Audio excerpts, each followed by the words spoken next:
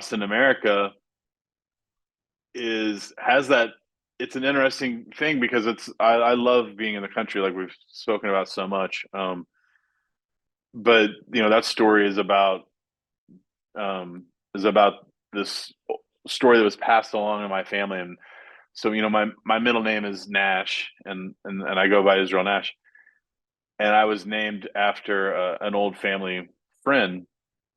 My mom was the youngest of seven. She had six older brothers, so her brothers were quite a bit older, and they'd pick on her.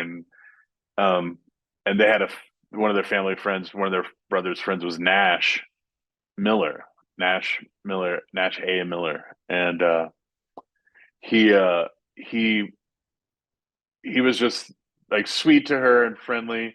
He was athletic, good looking guy, popular, and she would tell me the story that he went to Vietnam and he came back, and when the screen door would slam on a summer day, that he would hit the ground.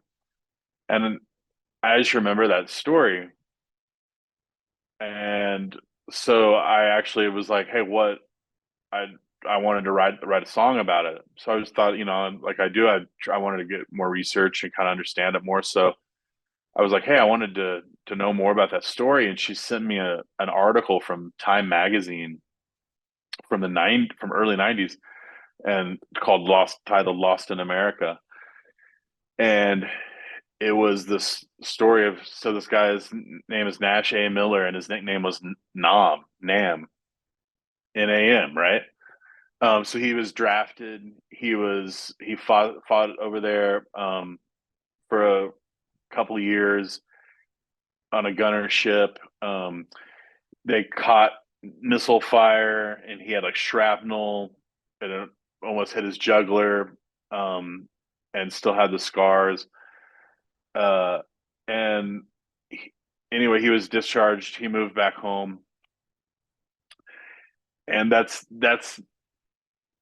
kind of like the part that I knew, that he was back home, but I didn't know what happened next. But so he just couldn't find a job and like settle in, and had post traumatic stress, and they did not have such support for all this, and because it was also just such a brutal war, and just like a terrorizing war, because it wasn't a traditional battlefield. It was just, so he ended up, this is what the story revealed, which was crazy, is that he ended up moving to Hawaii and living in the jungle off the grid in a tent. And and and then in this interview, there are a number of these veterans from Vietnam that did this, and they call them Bushmen. And so Nash wasn't the only one, but he lived there, you know, for over 20 some years, and he committed suicide and drove his Jeep off of a cliff there in the late 90s. Um, and it just changed. I thought the story was already, something I wanted to write about. Just a story that I remember, and it has my name in it. Just represents what I'm talking about, of these people that you don't even know that are connected to you, and how do you tell their stories to connect to the future. So yeah, so it just kind of changed the dynamic of that story, and that he was just living. And there's some, I could send you that article. It's such a good article, and it just kind of helped put in perspective that song. So I try to tell that song in the chapters, where it's like the first verse is him returning, and it's the story that I remember, this every time the screen door slams. And then the next verse goes in this chorus, and it goes to the next verse, which is talking about war, being there, drafted, and trying to forget the stuff that he did. And then the very last verse is him being back and finally accepting that he's going to go live in the jungle. And that was a part that my mom had told me, that like his brother, he had a little brother, Ron, that looked up to him so much.